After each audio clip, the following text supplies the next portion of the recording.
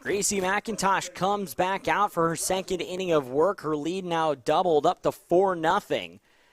It is NEO, the 4 seed, leading the 2 seed here in this one. The first pitch swung on, belted by Brazel, carrying back. Toon on the track makes the catch for the first out of the inning.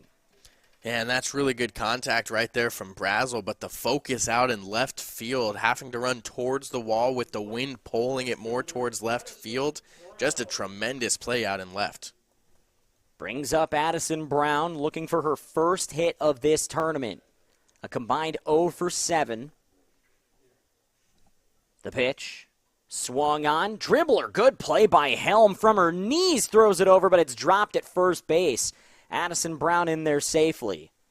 And that's a tremendous effort there from the third baseman in Helm. So Brown gets on safely. The Mountaineers with the base runner in their second consecutive inning to bring up Emily Mock,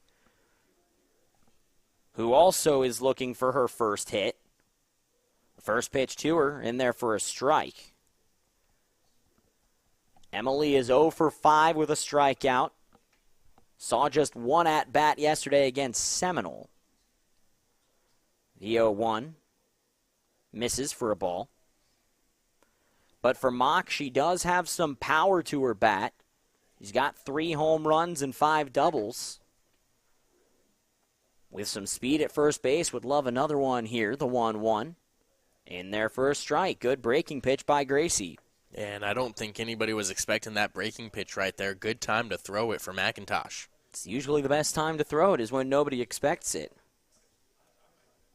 The 1-2. Fouled back. We'll do it again. For NEO, they've won 29 games this year. Underneath Coach Bailey Burnett.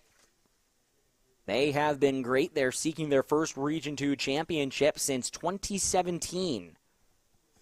The 1-2 popped up, popped foul. And for NEO, they can get back to the top of the mountain. They can find 3 wins. That's the magic number out of this game. Win this game, win later today, win tomorrow, and you're headed to the World Series. The 1-2 for McIntosh rolls to the plate. Brown going to take off. The throw not in time. Advancing on the wild pitch is Addie. And heads up there for Addie Brown. Saw that it was taking a little bit longer there for Hall to collect it. Lady Mountaineers getting another runner in scoring position, looking just to crack the goose egg off the scoreboard. Catcher Mason Sisney on deck for Eastern. The 2-2. Swung on, lofted towards the gap, and that's going to get down for extra bases. Brown is going to get the stop sign at third base. Emily Mock with a one-out double. Yeah, really good swing right there from Emily Mock, getting it into the gap between left field and center field. And Danica Toon saved a run right there, cutting it off and making sure it didn't get to the wall. Addison Brown was playing as if that ball was going to be caught out in left field, so stayed at second. No run scores, but a great RBI chance for Mason Sisney. Mason's 2 for 9 with 2 strikeouts here in this tournament. First pitch is going to miss, ball 1. And this really feels right now, Cade, like a chance the Mountaineers have to capitalize on. Yeah, absolutely. In a 4-run game, you need at least 1 or 2 runs here. The 1-0. Swung on, back up the middle, past the diving second baseman, and Mason Sisney strikes. The throw to the plate not in time. Emily Mock in to score, a 2 RBI single, and the Mountaineers on the board now 4-2. And for Eastern, the one thing that they've needed this year is this middle part of the order to come up big with the bats, and that's exactly what has happened here. Really big hit right there from Sisney. It's going to prompt a visit here by Bailey Burnett as Brooklyn Duff will come up to bat. Cade, this was a situation the Mountaineers could not capitalize on yesterday. You go back to that 4th inning against Seminole State. The Lady Mountaineers, runners on 2nd and 3rd, and this bottom part of the lineup came up and were turned away with 1 out. No runs scored in the situation. It appears as though Eastern has learned from that mistake yesterday to capitalize here. Yeah, and that's the most important thing is making the most of your hits. You can have 10, 15 hits and only come up with 1 run, but when you get those hits is what's most important. You have to time it for when you have runners in scoring position. Make sure the clutch gene is on. First pitch to Brooklyn Duff, fouled off down the left field line, jammed her a little bit for a strike.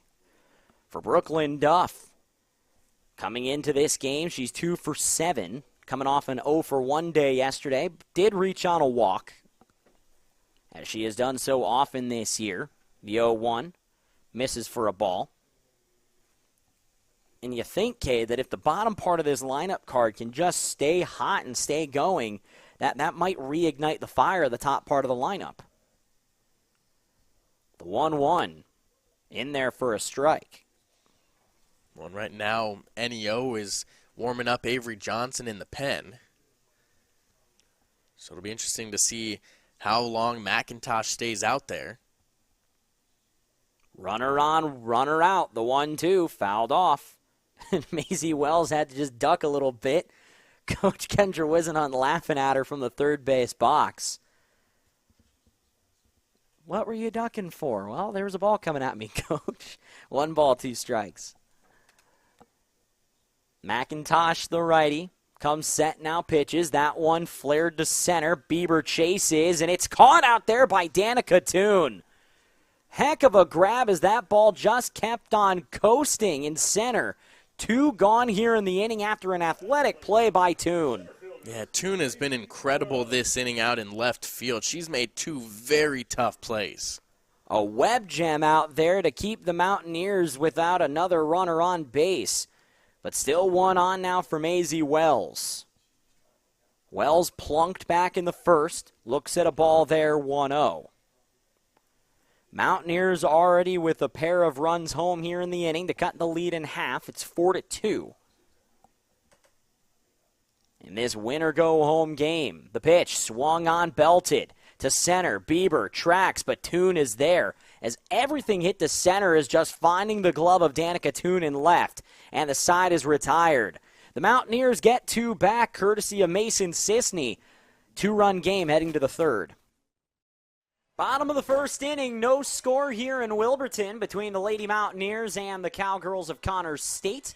First pitch to the leadoff hitter, and Maisie Wells is going to miss outside for a ball, 1-0. Pitching here in game number 2 is Christine Moore. For Christine Moore, she last pitched in game 1 against Eastern. That was the last time these two teams met, of course. But for Christine, a 6.79 ERA in her 23rd appearance this year. 2-0 count to Maisie Wells. The pitch outside, ball 3. The defense here behind Christine Moore is as follows. Cambry Johnson in left field. Center field is Hartley Snyder, Kat Gibson in right. The 3-0 to Maisie Wells, right down Main Street for a strike. The infield from left to right, Isabel Canizales over at third base. Shortstop is Kaylin Park. Avery Williams at second. First base is Rainey Bass. The 3-1 chopper over to Avery Williams, and she'll throw out Maisie Williams on the 4-3. And then, last but certainly not least, the catcher behind the plate is Shelby Pearson. Brings up Jaxie Glasson, Eastern's all-time leader in triples and hit by pitch. The former Connor State Cowgirl transferring over between the fall and the spring. And has been a welcome addition to the Mountaineers. First pitch to Jaxie, in there for a called strike 1. And she's been so good in a number of ways, and you combine her batting average, batting over 350, with the amount of power that she's had, leads the team in triples, 4 home runs. It's been really a huge part of this Eastern lineup. 1 ball, 1 strike. And Jaxie really loved seeing her team the last time these two got together. Was 4 for 5 with a double and a pair of homers. The 1-1 outside, ball 2. So for Eastern, there is still stuff to play for here in what is the second to last series against a Region 2 opponent in the regular season. The 2-1 to Jaxie outside. A win today would go a long way in clinching a top 3 seed in the tournament. And what that essentially would mean for Eastern is they would prolong any chance of seeing Seminole State until at the earliest, potentially, the region championship game, as that one fouled off. 3 balls, 2 strikes. Yeah, and for Eastern, that's the team that they've had the most struggles with this year, 0-2 against them here at home. Eastern still with one more series to play against the Lady Trojans coming up this weekend. The payoff swung on into left field for a base hit. Jaxie Glasson's success against her previous team continues as she gets on with 1 out. And Glasson has a really good approach at the plate. She has a fearless approach, and it goes to show with the hit-by pitches that she's had this year, but she's really patient, and she takes her time and is very picky, and some of the best batters are picky. Josie Pollock coming up.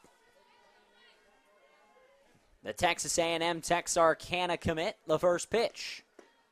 In there for a strike, finding the corner. Utilizing the inner third is Christine Moore. Josie had an RBI in game number 1. The pitch swung on up the middle, another base hit. Glasson takes a big round. She'll get into third base safely. So runners on the corners now for the Mountaineers in the bottom of the first for Dakota Hall. And this top part of the order in both games have really started things off well. Eastern got the 1 run in the bottom of the first in game 1 of the doubleheader. Now they've got some base runners on with their big bat coming up. And I really love that aggressive base running there out of Jaxie Glasson, going first to third on a base hit. The first pitch to Dakota Hall is going to miss inside for a ball. Josie Pollitt takes off and steals second base without a throw. So now 2 runners in scoring position for the best RBI hitter in Region 2. Dakota Hall coming off of a 3-for-5 series. Skies that one to straightaway right field. Chasing it is the right fielder who makes the catch, but Glasson will come in to score. The Mountaineers, for the second consecutive game, takes the first lead of the ballgame. A sac fly by Dakota Hall makes it 1-0 Eastern. Yeah, and just a well-placed ball right there for Dakota Hall. Put it deep enough that Glasson is able to come home and score without any real challenge. And that's exactly what Eastern needed, is just that one deep ball to give them the lead. On the play as well, Josie Pollitt advances to third base as Faith Brazel comes up to bat. Faith's bat has been cold over the last several games. That has opened the door to platooning time at the spot at first base with Michaela Clark. So here in game number 2, it'll be Brazel who's in a 1-1 count. 1 on, 2 out, 1 run home for the Mountaineers. The pitch swung on, fouled at the plate, strike 2. And for Faith, one of several players for the Lady Mountaineers celebrating Sophomore Day today. For those of you that were watching on Mountaineer TV here between the games, you got to see those festivities. The 1-2, high. And for Eastern, a lot of sophomores. And they all got an opportunity to get their time to shine. A lovely candid photo of them. The 2-2. Swung on and missed, and a ball down low. Faith Brazel takes off for first base, and she'll get there on the drop third strike. So the inning stays alive now for Addison Brown. Josie Pollitt stays at third here in the first inning. Yeah, and the way that ball bounced, there was no way for Josie Pollitt to come home because it went down that third base line. And good heads up there from Faith Brazel. A lot of times you strike out, you swing and miss, and you kind of put the bat on your shoulder and turn around, but she was aware of the situation. Here's Addison Brown, who looks at a first pitch ball, 1-0. And just an unfortunate play there for Christine Moore as well. You get the strikeout pitch you wanted, but went between the wickets of the catcher, rolled up the line. Not much you're going to be able to do with that. The 1-0. Inside. Just missing that corner, now 2-0. For Addison Brown, 5 for 12 with an RBI and a walk versus Connors earlier this season.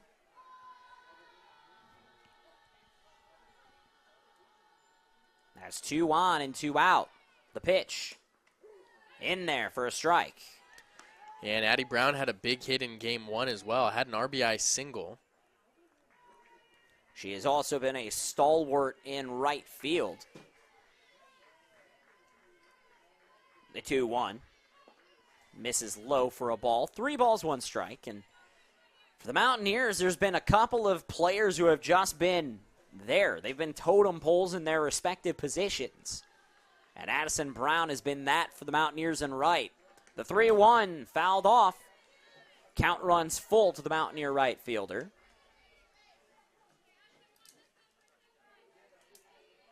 You know, eventually we'll talk about some of these sophomores' favorite memories. That was announced between the games. The payoff. Swung on. Going to be a tough play in center, but it's going to drop for a base hit. Addison Brown with another RBI here in this series as the Mountaineers now take a 2-0 lead with Josie Pollock coming in to score. And that's just a really good job right there for Addie Brown. Just put it over the middle infielders and shallow enough that the center fielder couldn't get there. And back-to-back games with an RBI single. She's really bouncing back here in this series. Brings up Emily Mock. First pitch swung on sky high, but it will drift foul into the seats for a loud strike 1.